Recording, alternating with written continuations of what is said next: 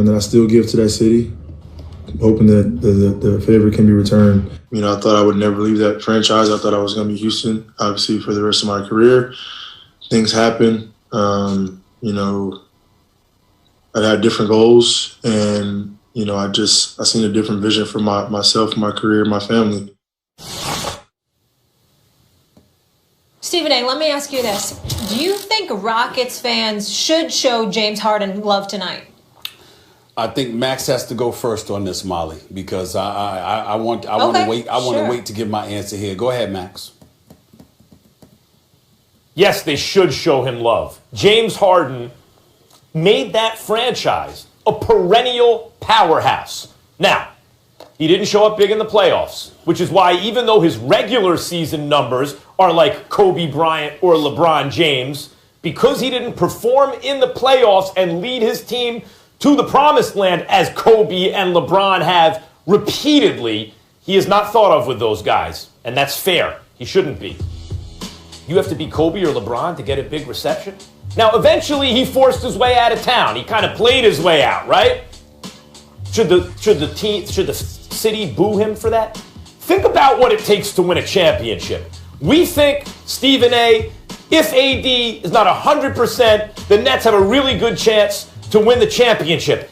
It's James Harden, Kyrie Irving, and Kevin Durant, and shooters, and like everything you want, and we think there's a good chance they can win a championship. It is so hard to win a title, and for whatever reason, the state of Texas has not been seen by free agents, potential free agents, as a desirable enough or glamorous enough location for them to sign. The Rockets and the Mavs have had a hard time attracting, you know, A-level superstars, which is odd to me because it's warm weather, relatively glamorous, maybe not as much as New York or LA or Miami, but it's a relatively glamorous destination. As you always point out, Stephen A., no state income tax. Like, how much do you want? And yet, the Mavs and the Rockets have a hard time. Maybe it's because the Cowboys loom so large in that state that you always play second fiddle. I don't know what it is. But the fact is, James Harden was in a situation where he never really had quite enough. In spite of that, they came really close. And yes, he choked. If Harden would have played better, maybe they'd win the championship. But they came closer than they should have based on the talent they had. And a lot of that had to do with James Harden. And finally, Stephen A., the fans have to realize, while if they boo Harden, if they don't give him a good welcome back return, a reception, they may be thinking they're making commentary on Harden, but really the rest of the league it's commentary on themselves. Is that the kind of place that you want to play? When a dude has done as much for an organization as Harden has, and they treat him that way? I think it's even in their own best self-interest to give Harden a good welcome. Well, we go away from the purposes of this show, Max Kellerman, because we don't disagree. I don't believe that Harden deserves to be booed. I want to make sure I'm very clear about that. But I do believe he will be. I don't think he deserves it.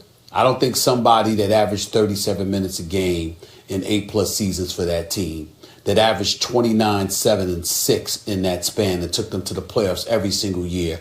Not to mention coming out of his own pocket in terms of millions of dollars that he donated to causes to help with relief efforts and things of that nature with some of the catastrophes that they've had to deal with.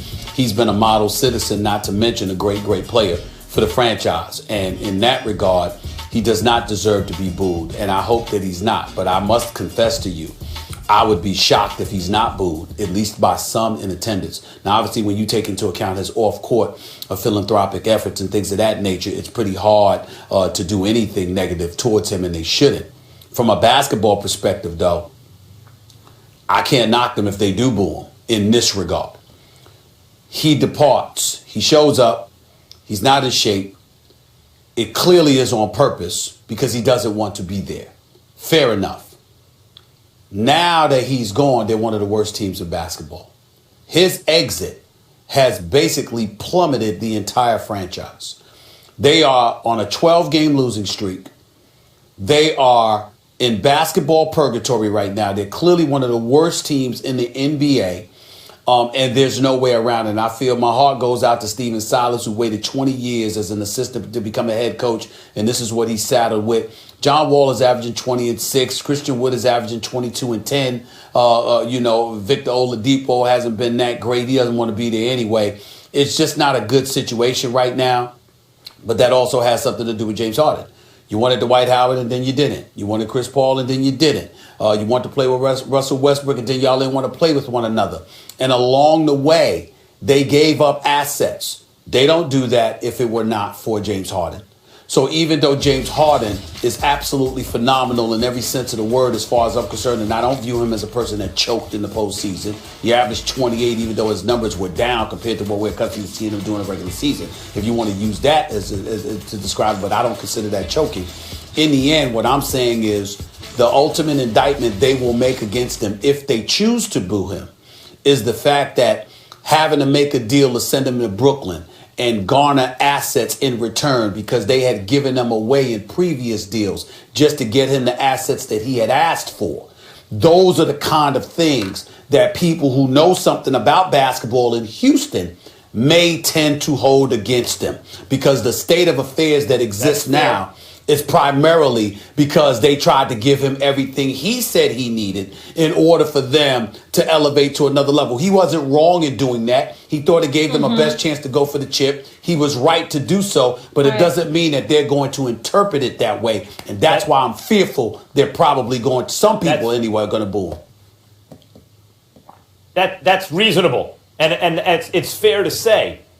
The only thing I would say is that when Golden State put that team together, Stephen A., with KD and Steph and Clay and Dre, and they had everybody, what are you going to do? Like, he had a good GM, a great GM, I think, in Houston. But once you're facing a team like that, what are you supposed to do? For example, Daryl Morey's done a great job in Philly, surrounding Simmons and Embiid with shooters. Look at the difference it's made. And yet, if you ask you or me or anyone, you really think they're going to beat the Nets when it comes down to it? Nah, man, KD and Kyrie and Harden, it's just too much. So all I'm saying is, if Fertitta and the fans, like this goes from ownership to fans, want to be the kind of place where players want to come together, consider the way you treat a dude like Harden when he returns. That makes a difference. Well, that's fair. Remember, Daryl Morey doesn't have final say.